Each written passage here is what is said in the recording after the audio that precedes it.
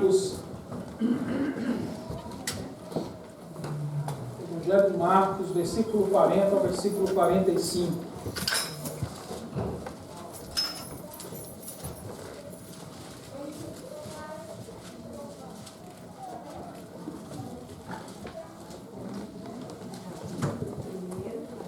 Marcos capítulo 1, versículo 40 ao versículo 45. Nós estamos em uma série de mensagens do Evangelho de Marcos e hoje nós vamos encerrar o primeiro capítulo. Eu já ministrei várias mensagens a respeito do primeiro capítulo e hoje a gente encerra o primeiro capítulo para que a gente possa depois dar continuidade ao segundo capítulo. Nós vamos todos os capítulos do Evangelho de Marcos durante esse ano, aprendendo com a palavra de Deus. Hoje nós vamos falar um pouco a respeito do toque de amor de Deus. O tema da minha mensagem hoje é esse, o toque de amor. Jesus, a palavra de Deus diz que Deus é amor. Jesus é Deus. Jesus, ele não pode tocar sem amor. Jesus, ele é amor, como Deus é amor. Jesus não tem amor, ele não sente amor. Jesus, ele é amor. Então seria impossível que Jesus tocasse uma pessoa sem amor. Jesus, toda vez que ele toca a vida de uma pessoa, ele toca com amor. E eu acredito que hoje Jesus está aqui e ele vai tocar as nossas vidas com amor. E eu quero hoje falar um pouco a respeito disso. Hoje eu quero ler essa passagem com você e a gente aprender com essa mensagem que está aqui nessa pequena passagem aqui do Evangelho de Marcos. Então vamos ler aqui Marcos, do versículo 40 ao versículo 45. A palavra diz assim: E veio a ele um leproso que de joelhos lhe rogava, dizendo: Se quiseres, bem podes tornar-me limpo. Jesus, pois, compadecido dele, estendendo a mão, tocou e disse: Quero ser limpo. Imediatamente desapareceu dele a lepra e ficou limpo. Jesus, advertindo secretamente, logo o despediu, dizendo-lhe: Olha, não digas nada a ninguém, mas vai, mostra-te aos sacerdotes e oferece pela tua purificação o que Moisés determinou para lhe servir de testemunho. Ele, porém, saindo dali, começou a publicar o caso por toda parte e a divulgá-lo, de modo que Jesus já não podia entrar abertamente numa cidade, mas conservava-se fora em lugares desertos e de todos os lados iam ter com ele. Pai, em nome de Jesus, diante da tua palavra agora nós nos rendemos, pedindo que o Espírito Santo de Deus venha falar aos nossos corações, transformando as nossas vidas, Senhor, Pai querido. Nesta manhã, que o Espírito Santo de Deus venha tocar com as mãos de Jesus a vida de cada um de nós, para que venhamos sentir o teu amor, conhecer o amor de Deus, um amor que se revela na grandiosidade da graça e da misericórdia, Senhor, porque a tua palavra diz lá em Romanos capítulo 8, que ele nos amou quando ainda estávamos no pecado. Deus Pai, que grande prova de amor é essa, Senhor, porque mesmo sendo rebeldes e no pecado, e sendo inimigos de Deus, Deus nos amou, Senhor, a ponto de entregar o seu único Filho na cruz do Calvário, Deus Pai. Obrigado por um grande amor, Deus Pai. Por isso, nesta manhã nós pedimos, Senhor, ama a tua igreja neste lugar. Toca as nossas vidas, Senhor, para que saiamos daqui, Senhor, sentindo este grande amor, para que este amor possa ser sentido pelos nossos vizinhos, pelos nossos companheiros de trabalho, pelas nossas famílias. Senhor, multiplica o amor no meio da tua igreja neste lugar, em nome de Jesus Cristo. Amém. Amém. Apesar de eu falar de amor, o tema da minha mensagem não é o amor hoje aqui. Hoje nós vamos ver a respeito do ministério de Jesus Cristo nesta passagem aqui. Antes de eu começar a minha mensagem em si, eu queria ler um texto para você como introdução, mostrando aquilo que Jesus ele faz nas nossas vidas. Esse texto ele é chamado da lepra à vida. Esse texto ele foi retirado de uma mensagem que o John Mayers, um pastor já de alguns anos atrás, ele ministrou essa mensagem e essa mensagem teve um efeito muito grande na vida de muitas pessoas aonde ele ministrou. E eu acredito que essa mensagem ilustra bem aquilo que nós vemos nesta passagem aqui.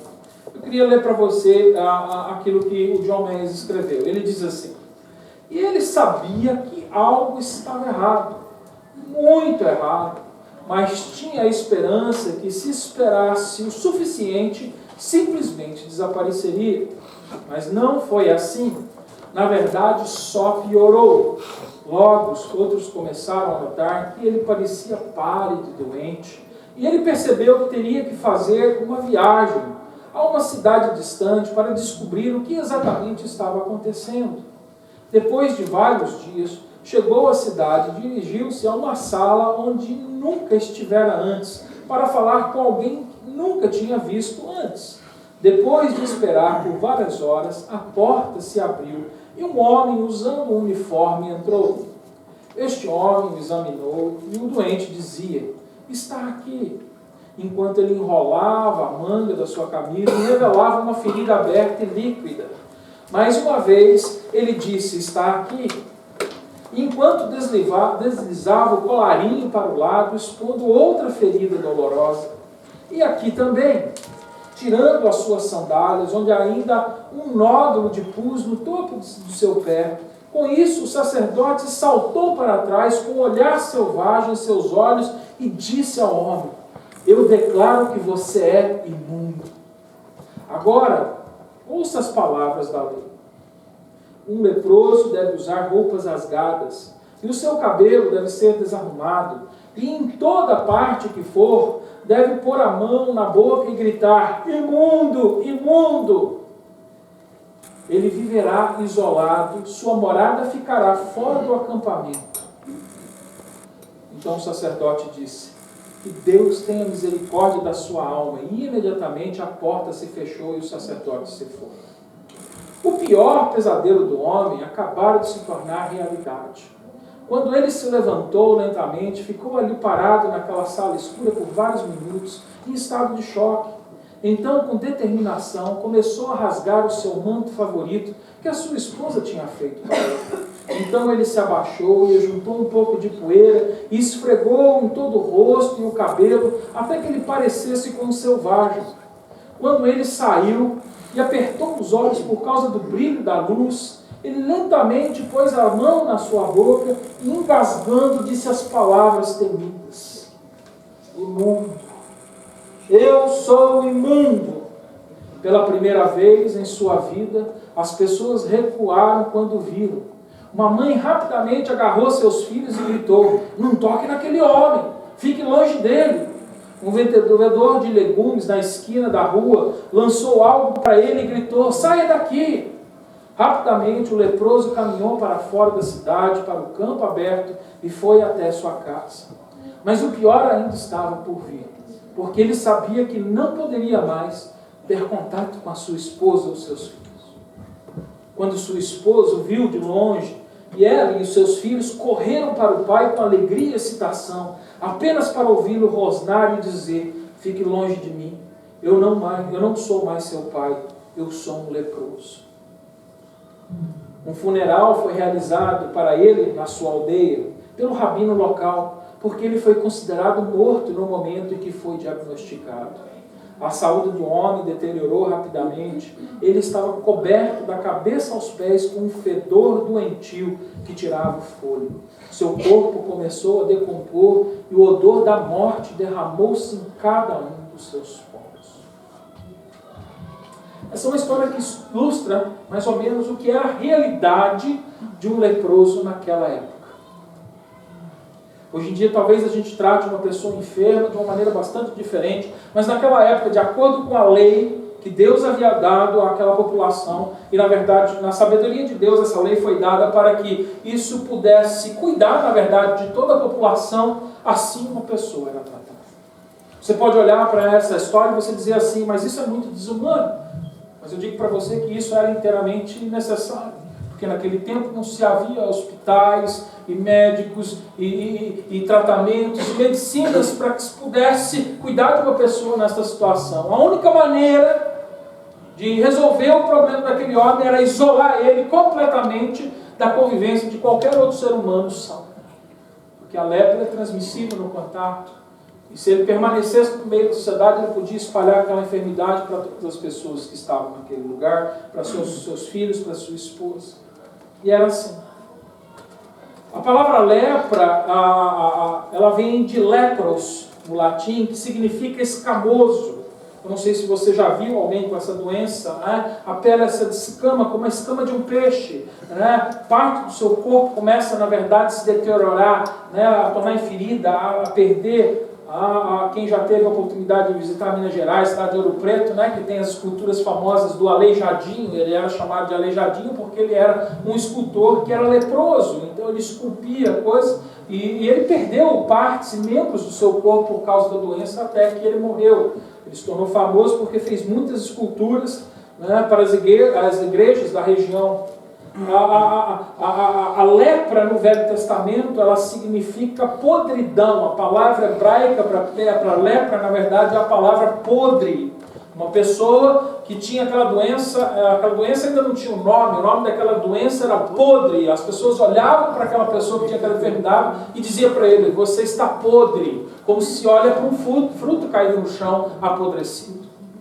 Na verdade, isso é o que significa a lepra naquele tempo. O cheiro era terrível, o cheiro cobria completamente. O Lucas, ele relata essa passagem e ele fala, ele menciona lá no capítulo 5, versículo 12, que esse homem, na verdade, estava cheio, coberto de lepra já. Era como hoje alguém estivesse com AIDS, ou câncer, uma doença em estado terminal que já não tivesse mais o que fazer. Na verdade, essa era a situação desse homem, dessa passagem que nós acabamos de ler aqui. Esse homem, ele sabia que agora ele ia viver isolado, que ele ia estar, ele ia ser uma pessoa indesejada. Era ilegal que um leproso se aproximasse de outras pessoas a mais de 15 metros. Ele tinha que, no mínimo, se manter a 15 metros de distância de uma pessoa. E se estivesse ventando no dia, segundo a lei rabínica, ele tinha que ficar a 60 metros de distância de uma pessoa. Se ele se aproximasse mais disso, ele podia ser apedrejado. E as pessoas apedrejavam se ele se aproximasse muito perto. A visão desse homem já não funcionava mais direito, a audição desse homem já não funcionava direito. Provavelmente ele já havia perdido alguns dos seus membros por causa da doença, nessa situação em que esse homem se encontrava. E ele ainda tinha que carregar uma placa por onde ele andava. Ele tinha que passar pelos lugares com uma placa dizendo: minha placa aqui está meio... dizendo imundo, indesejado, indigno, e gritando estas coisas em voz alta, dizendo mal amado, isolado. Ele tinha que, em todo lugar que ele estava, ele tinha que carregar um sinal dizendo estas palavras. Ele tinha que anunciar com a sua voz essas palavras. Eu não sei se o Cláudio colocou uma frase que eu queria que você aprendesse hoje aqui. Nossa miséria é pior do que pensamos. Está aí no quadro. Nossa miséria é pior do que pensamos. A misericórdia de Jesus é mais profunda do que imaginamos. E a nossa missão é maior do que percebemos.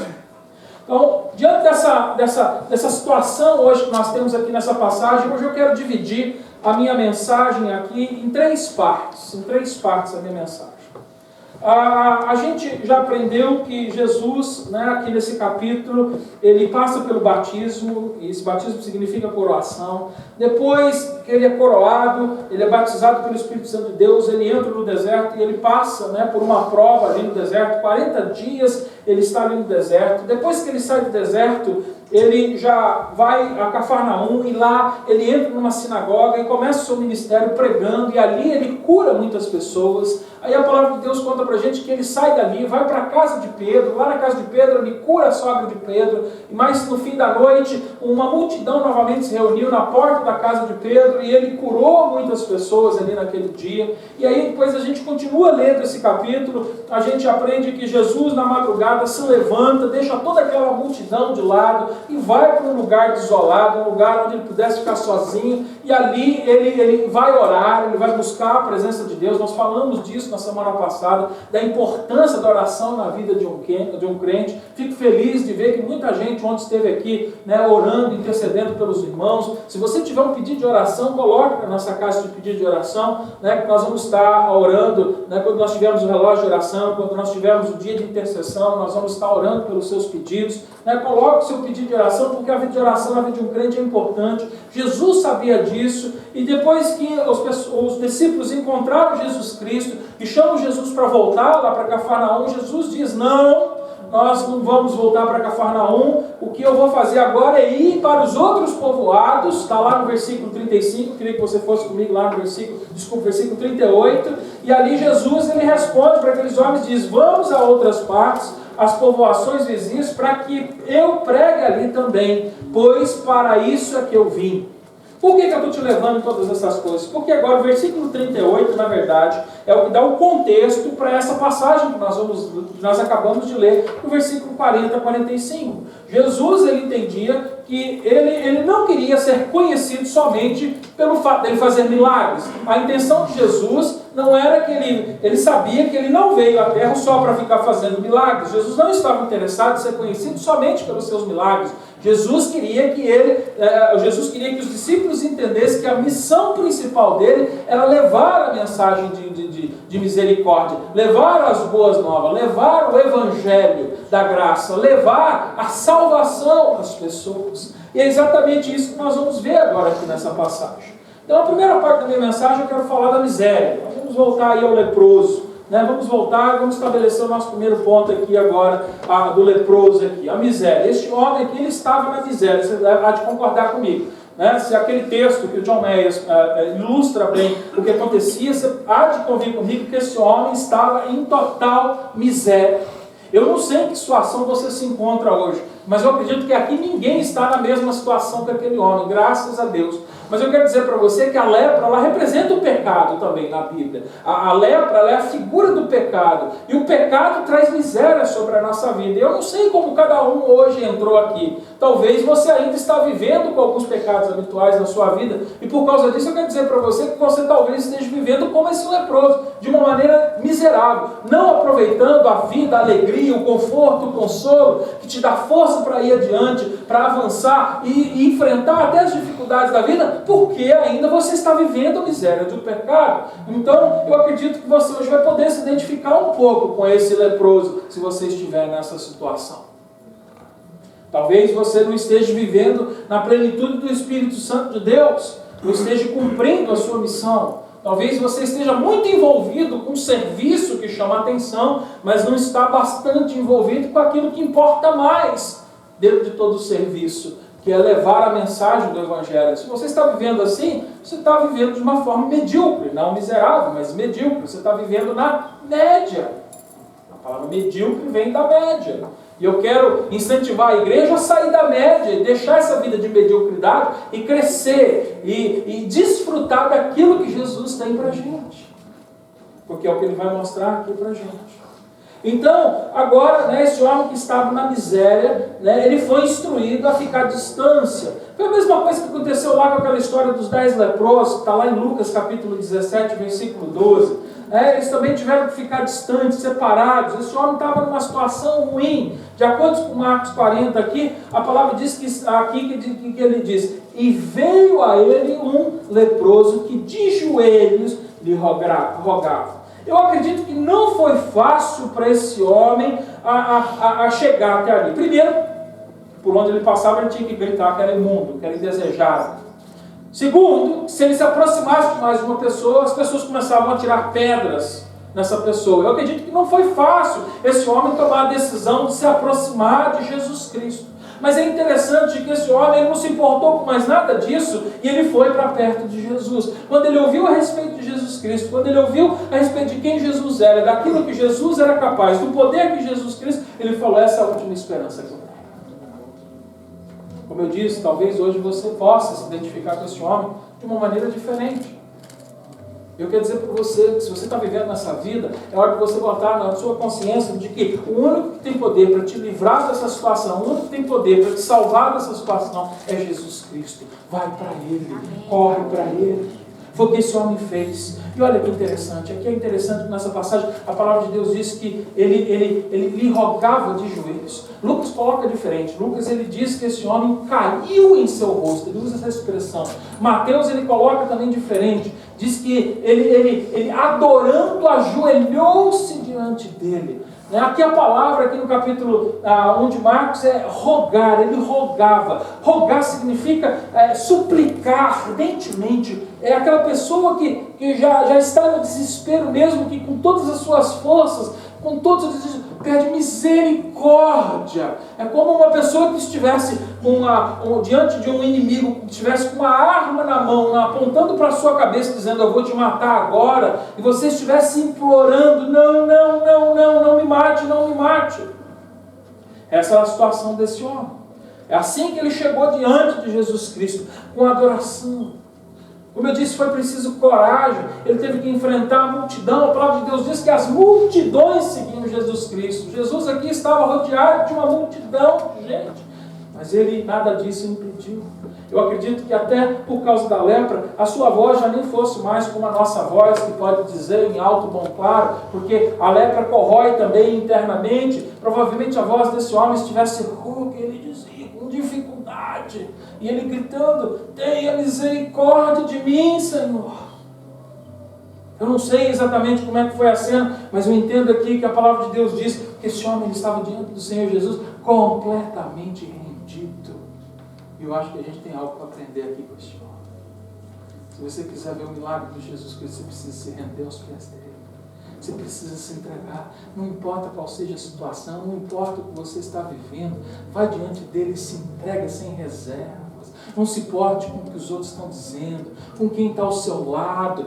Vai diante dele, roga diante dele, pede por ele, clama o nome dele. A palavra de Deus diz que ele não rejeita um coração contrito e quebrantado.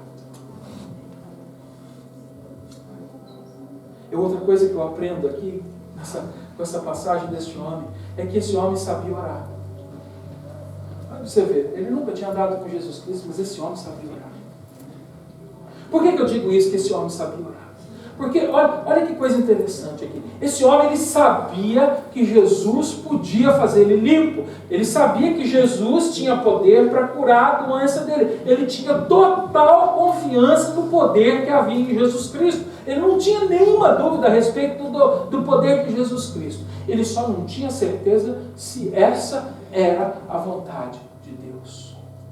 Por isso aqui, ele chega agora diante deste homem, e em submissão, em adoração, ele chega diante desse homem e ele diz assim, se quiseres.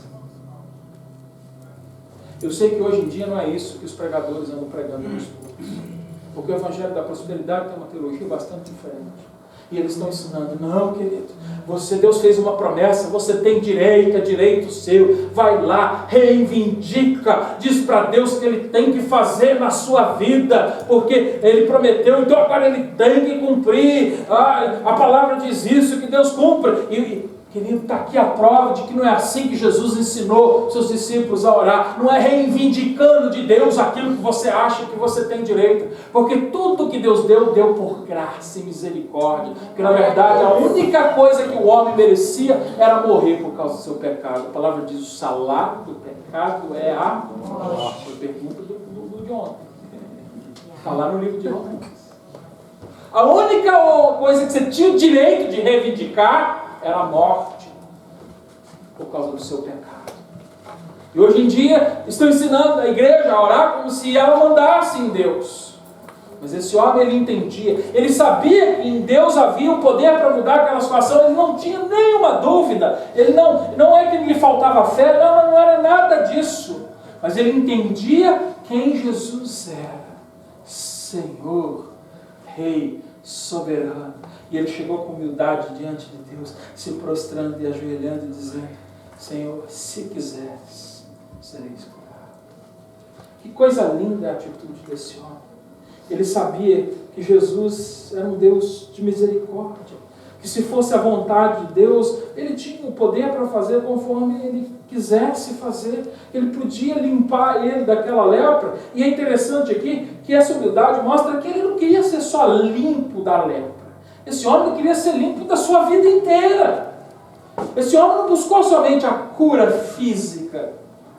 Esse homem buscava uma mudança completa de vida, uma mudança espiritual. Por isso ele chega como se chega diante de alguém que tem autoridade, se prostrando, reconhecendo a autoridade, reconhecendo o senhorio de Jesus Cristo. A minha pergunta para você é: como é que você tem se aproximado de Jesus? Talvez você está sendo influenciado por essas ministrações, muitas delas lindas. As pessoas até tinham versículos bíblicos, como eu disse, a palavra de Deus diz que Deus não volta atrás na sua promessa. É verdade, Deus não volta atrás na sua promessa, mas se Ele prometeu foi por misericórdia, por amor, por graça, não porque você merece. Porque se Ele desse o que a gente merecia, a gente tinha que ir para o túmulo, morrer e permanecer a eternidade na presença de Satanás por causa dos nossos pecados. Isso era o que todos nós merecíamos. Graças a Deus, Deus não dá o que a gente merece, Senhor. Às vezes Ele vai permitir que você viva as consequências daquilo que você plantou. Você tem que colher o que você plantou. Graças a Deus, vai muito além daquilo que eu mereço. Ele vai além, Ele me dá o que eu não mereço. E foi o que aconteceu com a vida desse homem. Ele dizendo diante do Senhor Jesus. Olha só, e aí agora eu entro no segundo ponto da minha mensagem, que é a misericórdia. Então eu vejo a miséria, mas a miséria ela é vencida pela misericórdia. Agora a misericórdia é maior do que a miséria desse homem. Enquanto todo mundo estava repelindo este homem e dizendo: longe de mim, você não pode, você é um imundo. Enquanto as pessoas que queriam ficar o mais longe possível desse homem, Jesus ele age de uma maneira diferente. Olha lá comigo o versículo 41, que diz assim: compadecido dele. Olha que coração diferente o coração de Jesus Cristo. O que significa? Significa que ele estava cheio de paixão, de compaixão. Jesus ele sentiu a agonia desse homem. Jesus ele sentiu a solidão deste homem. Jesus se colocou na vida daquele homem para sentir a dor dele. E é isso que Jesus faz com as nossas vidas. Jesus é um Deus de misericórdia. Ele percebe o que você está vivendo. Ele não tem prazer no seu sofrimento, a palavra de Deus diz. Ele permite a gente sofrer, mas Ele não tem prazer nesse sofrimento. Quando Ele permite para que a gente cresça, para que a gente melhore, para que a gente tenha mais vida. Mas Ele não tem prazer em ver ninguém sofrer, porque Ele é um Deus de amor, um Deus de compaixão, e não um Deus de sofrimento. A palavra não diz assim: Deus é sofrimento. Não. A palavra de Deus diz que nós vamos sofrer por causa do Senhor, mas o nosso Deus, Ele é amor. A palavra de Deus diz que Ele é misericórdia. A palavra de Deus diz que Ele é bom. Isso é o que Ele é. Então, diante dessa situação de miséria, a misericórdia do Senhor foi muito maior. E Ele é que se compadeceu. Era comum que Jesus tivesse compaixão das pessoas. Olha, se você for lá em Marcos capítulo 6, versículo 34, um pouco mais lá na frente, você vai ver que Jesus ele era movido por compaixão. Lá a palavra de Deus diz que havia enormes multidões que corriam para ver. E olha o que aqui diz no versículo 34. E Jesus, ao desembarcar, viu uma grande multidão e compadeceu-se deles, porque eram como ovelhas que não têm pastor, e começou a ensinar-lhes muitas coisas. Que coisa linda! O ministério de Jesus Cristo era um ministério de compaixão. Mas olha que coisa interessante aqui nessa passagem aqui, que ele não teve só compaixão, não foi só compaixão. Volta lá no capítulo 1, versículo 41. Não foi só compaixão. E a palavra de Deus agora diz que agora ele foi movido de compaixão, mas o coração dele foi tocado. E eu vou dizer uma coisa: quando a gente toca o coração de Jesus, Jesus vem tocar na gente também. Quando sua vida tocar a vida de Jesus Cristo, a vida de Cristo vai tocar você. A palavra de Deus diz que agora ele, estendendo a mão, tocou. Entenda uma coisa aqui, querido. Isso aqui não foi... Vem aqui, André, vem comigo. O André, que é o que acontece às vezes é assim. O André vem ter uma conversa comigo aqui, aí ele fala assim: poxa, pastor, estou passando aí uma dificuldade e tal, ora por mim. Aí a gente fala assim: não, meu irmão, olha, Deus vai ser contigo. A gente vai lá dar um toquezinho, assim, né? Quer incentivar. A gente faz isso, eu não estou falando que está errado a gente fazer isso, não. Mas o toque de Jesus não foi um toque como esse, assim. Como estivesse só compadecendo e dizendo, não. Não, o toque de Jesus foi um toque diferente. Foi um toque de poder, obrigado, pode sentar lá. A palavra de Deus aqui usa uma palavra no grego que na verdade significa grudar. A palavra de Deus diz, ele esticando o braço. Se eu fosse traduzir fielmente o que está escrito no texto grego, eu tinha que ter traduzido assim: esticando o braço, Jesus colou nele. Como se tivesse cola na mão. Ele tocou aquele ó. Não foi um toquezinho assim, né? Tadinho dele. Não. A mão de Jesus colou naquele homem. E por que eu estou falando disso? Porque isso é importante a gente entender aqui. Porque não se podia tocar numa pessoa enferma. Não se podia tocar principalmente numa pessoa imunda. Uma pessoa com lepra. Porque se uma pessoa tocasse numa pessoa com lepra, ela também era considerada imunda. E não só isso, ela podia também se contaminar. Mas deixa eu dizer uma coisa para você, não tem enfermidade, não tem doença, não tem nada que possa contaminar Deus. Amém. Talvez você fale assim, porque é o que as pessoas dizem. Pastor, eu estou querendo ir para a igreja, eu estou querendo até me batizar, mas assim, eu ainda não fui porque eu acho que se eu for com isso ainda no meu coração, Deus não vai me receber. Querido, não tem nada que você faça que possa contaminar Deus. Ele está te chamando exatamente da maneira que você está. Porque o dia que Ele te tocar, a sua vida vai mudar. O problema é que a gente acha que a gente tem que mudar para depois ter um toque de Deus. A gente acha que a gente vindo daquele jeito que a gente está, a gente vai contaminar Deus. E deixa eu dizer para você, nós não temos o poder de contaminar Deus, mas Deus tem o poder de transmitir a vida dele quando Ele toca as nossas vidas. Por isso Ele diz, vem como está e eu mudarei a sua vida. Porque hoje em dia também tem aquela conversa, vem e fica do jeito que você está. Não. Porque o toque de Jesus transforma. Jesus agarrou este homem, Ele tocou na vida. E é interessante que a gente vê no Evangelho de Marcos, principalmente, que o toque para Jesus era algo assim extremamente importante. A gente tem vários exemplos, eu queria que você visse alguns exemplos comigo. Se você voltar no versículo 31, a gente já falou, quando ele foi curar a sogra de Pedro, a palavra de Deus diz que ele tomou ela pelas mãos, ele tocou aquela mulher e pôs ela de pé, levantou ela.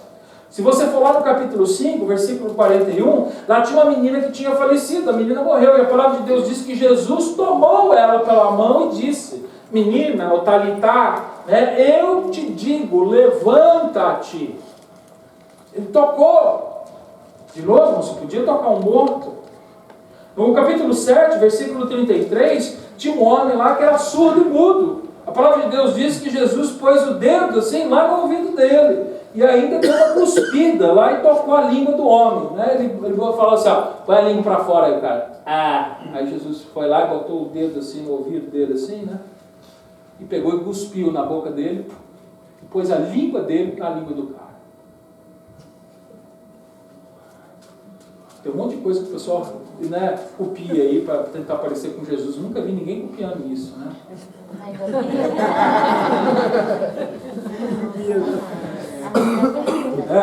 Tem um jeito que copia isso, que eu vi aqui, mas nunca vi ninguém fazendo isso.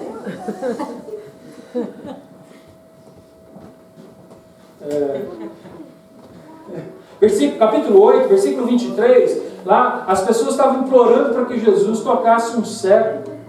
E lá a palavra diz que ele tomou o cego pelas mãos, levou ele para fora da aldeia, e lá, de novo, olha que coisa interessante, Jesus tinha umas coisas esquisitas, ele cuspiu, fez uma terrinha lá, pegou essa terrinha e passou no olho do homem. E perguntou para ele, você vem? Ele tocava as pessoas, o toque era importante para Jesus. Lá no capítulo 9, versículo 27, depois que ele cura um menino que tinha um espírito maligno, Jesus diz, ele toma aquele menino nas mãos e levanta ele. Lá no capítulo 10, versículo 16, quando as pessoas trouxeram as crianças, os seus filhos, para perto de Jesus, que eles queriam que Jesus tocasse naqueles meninos, Jesus não só tocou, a palavra de Deus diz que ele pegou aqueles meninos no colo. O toque é algo importante para Jesus Cristo. E hoje a vida de Jesus está no meio da igreja. De novo eu falo, semana passada eu falei, quando eu falei a respeito da sogra, eu falei, a igreja precisa desenvolver isso, que nós precisamos tocar como Jesus tocou as pessoas. Nós precisamos levar o toque de Jesus às pessoas. Tem gente que às vezes está esperando um abraço para ser curado. Me lembro, muitos anos atrás já, há pouco tempo já, muitos anos atrás, o Samuel vai completar 11 anos agora, terça-feira, ele e a Ana Laura são gêmeos, e terça-feira eles fazem 11 anos. O Samuel devia ter uns 2 anos de idade. Nessa época nós estávamos no projeto Vida Nova, e tinha uma senhora que estava vivendo um momento muito difícil na vida dela, era uma pessoa bastante reservada, e o Samuel sempre foi um menino assim, ele gosta de abraçar as pessoas, de tocar, é o jeito dele. E eu lembro que a gente chegou na igreja, a gente estava sentado, a gente sentava assim na segunda, terceira fileira, lá na frente assim, da igreja. Ele saiu com um propósito no coração. Eu acredito que foi Deus que levou ele a fazer isso. Ele saiu, ele nem conhecia essa mulher, não tinha intimidade com a mulher nem nada. Ele saiu, foi direto e abraçou. Eu lembro que essa mulher ela desmontou, depois ela veio e falou, pastor, eu só estava esperando um abraço de alguém. Estou vivendo um momento tão difícil na minha vida. Eu senti o consolo de Deus sobre a minha vida, um abraço do meu filho. Glória a Deus. Jesus toca ainda. A gente precisa deixar ser usado. É o toque da misericórdia de Jesus.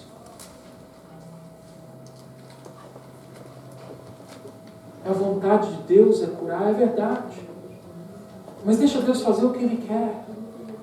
Você vê que tem tudo a ver com a vontade de Deus. Olha que Ele responde, eu quero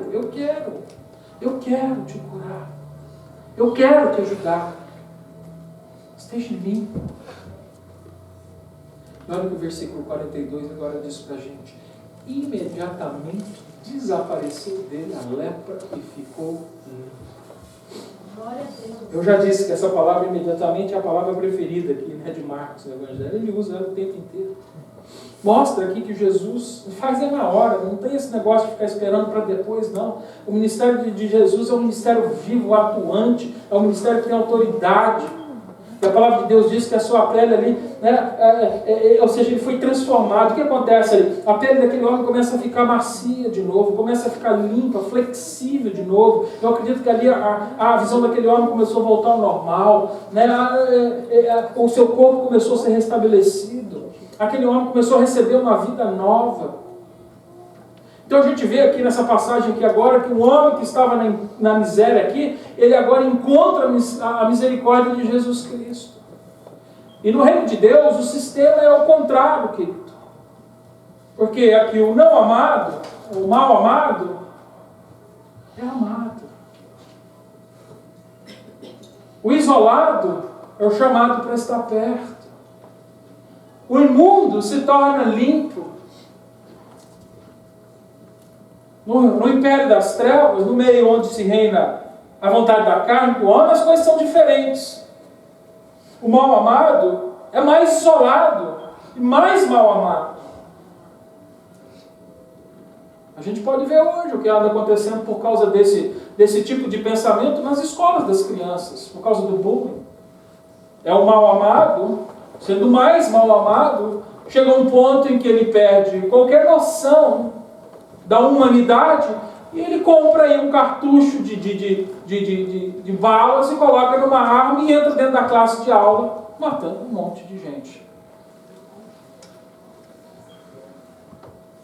Porque o reino de Deus não tem alcançado a humanidade. A igreja, na verdade, está ficando calada diante daquilo que é a mensagem do Evangelho de Deus. E aí a gente entra agora aqui na terceira parte da minha mensagem.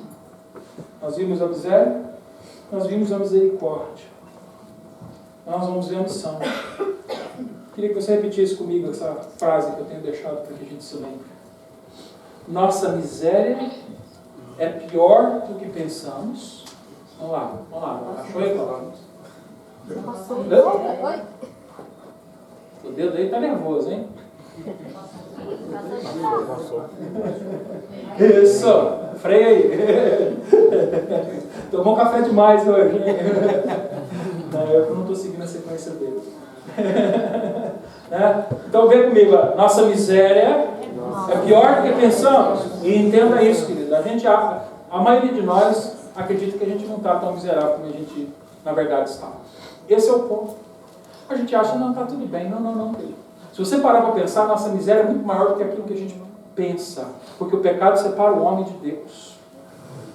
Mas a misericórdia de Jesus é o quê? Mais profunda do que imaginamos. Nós temos uma ideia do que é a misericórdia de Deus, mas eu quero dizer para você que você, por mais ideia que você tenha, você nunca vai conseguir escrutinar o coração de Deus. Ele escrutina o nosso, mas a gente não consegue entender, porque vai muito além daquilo que a gente possa perceber. Se você tem alguma dúvida disso, é só você pensar numa pessoa que dentro da história da humanidade foi um grande carrasco, como Hitler, como Saddam Hussein, como, sei lá, qual foi o último aí que mataram? Era o Bin Laden, né? Bin Laden. Aí você olha para um homem desse e fala assim, esse tinha que morrer mesmo, ir para o inferno e ficar lá enterrado ainda com os pés em cima, assim. Mas Deus, ele é tão misericordioso que ele pode de uma hora para outra salvar um homem desse, como ele fez várias vezes. Vai muito além daquilo que a gente pode compreender.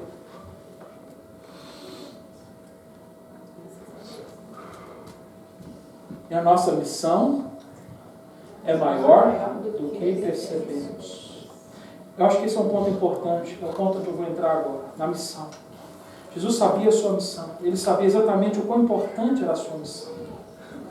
Jesus sabia que era importante curar, era importante ajudar as pessoas em necessidade. Ele entende a necessidade, mas ele age na sua misericórdia, na sua compaixão e faz estas coisas. Mas isso não fazia parte da sua missão. Isso era consequência da sua missão. A missão de Cristo não era vir aqui, né, a fazer milagres. A missão de Cristo era vir trazer a palavra da salvação. Jesus foi dado à humanidade para salvar o homem dos seus pecados. Mateus capítulo 1, versículo 21 deixa isso bem claro. E não foi nem anunciado por homem, nem por profeta que escreveu. Foi anunciado pela boca do anjo. Jesus veio para trazer a mensagem de misericórdia. E como consequência do seu ministério, ele curava, ele agia com misericórdia, com amor, com bondade. Sabe por quê? Sabe por quê? Porque é impossível Deus não agir com misericórdia, bondade e amor. Então eu acho que durante a sua missão, ele ia fazer todas estas coisas, faz parte. E assim é a igreja. Durante a nossa missão, que é levar o Evangelho de Jesus Cristo a toda criatura, nós vamos agir com misericórdia e bondade, porque isso reflete o caráter do nosso Deus. Nós vamos ajudar as pessoas necessitadas, nós vamos cuidar socialmente daqueles que estão precisando de ser cuidados, nós vamos agir com misericórdia, porque faz parte, mas essa não é a função oficial, essa não é a nossa missão. A nossa missão é levar o Evangelho de Jesus Cristo. E aí eu quero que você confira comigo isso lá no versículo 43, e olha o que a palavra diz: e Jesus, advertindo secretamente, logo despediu. Eu queria que você entenda o que está acontecendo aqui. Aqui Jesus, ele literalmente expulsou aquele homem daquele lugar onde ele estava, no meio da multidão. Aqui o que a palavra está dizendo é, olha, ele fez uma advertência, ele aqui falou duro com esse homem, ele falou sério, ele foi autoritário, ele falou, ó, sai do meio desse povo, sai daqui, vai embora, vai fazer o que você tem que fazer, vai, e olha que ele usa a palavra imediatamente aí, na nossa tradução está escrito logo, mas a palavra é a mesma. Imediatamente, na mesma hora que esse homem foi curado, na mesma hora Jesus deu a ordem para ele, deu um comando para ele: vai cumprir a sua missão agora, vai em missão, sai daqui, vai cumprir a sua missão. Entenda uma coisa, Jesus vai entrar na sua vida para transformar a sua vida e para te colocar numa missão. Tem muita gente querendo só o favor de Jesus Cristo, buscando um alívio para as suas dores e para as suas misérias. Mas eu quero dizer para você que Jesus tem muito mais do que só o alívio para as dores e para as misérias. Ele quer transformar a sua vida, mas Ele quer te colocar em missão depois que Ele transforma a sua vida. É o que está acontecendo aqui com esse homem. Ele está dizendo, olha, é urgente, sai daqui logo, vai logo fazer o que eu te disse para fazer. O que ele disse para fazer? Versículo 44. Olha, o mandamento de Cristo aqui foi claro, dizendo-lhe, olha, não digas nada a ninguém, mas vai, mostra-te ao sacerdote e oferece pela tua purificação o que Moisés determinou para lhe servir de quê? Olha a missão do homem. Qual era a missão desse homem? De testemunhar o que Jesus tinha feito para a pessoa certa. E a pessoa certa aqui, a missão deste homem era de testemunhar isso para o sacerdote, para o sumo sacerdote, aquele mesmo que um dia havia olhado para aquele homem e diagnosticado ele como um imundo. Olha ele dando a chance daquele homem agora se redimir diante daquela situação e ainda mostrar para aquele sacerdote que Jesus tinha poder para curar e transformar. Ele ia ser testemunho daquilo que Jesus estava fazendo. Ele determinou. E olha que interessante aqui, nesse mandamento de Jesus, a gente tem aqui uma prerrogativa positiva e uma negativa. O que quer dizer? Ele dá uma ordem daquilo que não era para fazer e ele dá uma ordem daquilo que ele era para fazer. E é assim, com Deus é assim. Ele deixa bem claro o que você não tem que fazer e ele deixa claro o que é que você tem que fazer. Ele disse aqui nessa passagem, não se detenha, não diga nada a ninguém. Olha, isso é o que você não deve fazer. Olha que interessante. Não, para pensar um pouco aqui, como a natureza humana é engraçada. A gente tem que rir da natureza humana, ou se não chorar, porque eu acho que deveria chorar, né? Olha para você ver, ele fala para o homem, ele dá uma ordem, um mandamento, ele diz, vai e não diga nada para ninguém. O homem vai e fala para todo mundo. Aí Jesus vem para a igreja e fala assim, vai e conta para todo mundo. A igreja vai e não conta para ninguém.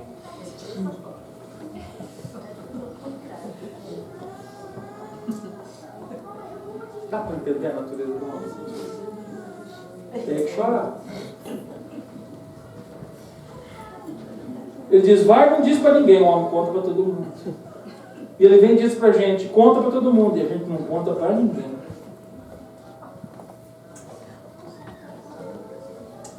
Então esse homem ele tinha que ir, ser testemunho daquilo que Jesus tinha feito. Por quê? Porque na verdade isso já acontecia há muito tempo. E olha que interessante, Jesus estava lá na região de Cafarnaum, ele não estava mais em Cafarnaum, ele estava na região da Galileia, próximo de Cafarnaum, e o sumo sacerdote habitava em Jerusalém. Na verdade ele mandou esse homem numa viagem. Esse homem tinha que sair da Galileia e viajar alguns dias até Jerusalém para ir lá dar testemunho de Jesus Cristo. E o homem não fez nada disso que Jesus mandou ele fazer. E eu tenho aqui algumas ideias, na verdade não só ideias minhas, né, do porquê que ele mandou fazer isso. Mas eu quero mostrar para você na palavra de Deus o que a lei mandava fazer isso. Jesus estava dizendo com essa atitude de que Jesus valorizava o Velho Testamento. Jesus valorizava o que Deus tinha dado para Moisés. Está lá em Deuteronômio 24:8. Você pode seguir aí com a gente. Deuteronômio 24:8, ele diz, no tocante à praga da lepra, tome cuidado de observar diligentemente tudo o que te ensinares os levitas sacerdotes, segundo lhes tem ordenado, e assim cuidados de fazer. Você vê? Era exatamente o que o homem estava fazendo, ele estava fazendo isso. Aí lá Levíticos 14:2-4 diz, esta é a lei do leproso, no dia da sua purificação, olha, Jesus mandou ele fazer exatamente isso, será levado ao sacerdote, e este sairá para fora do arraial, e o examinará se a praga do leproso tiver sarado. O sacerdote ordenará que, para aquele que se há de purificar, se tomem 2 aves vivas e limpas, pau de cedro, carmesim e isopo. Ou isopo, como alguns dizem. Tem uns negócios esquisitos aqui que a lei mandava fazer, né? Tinha uma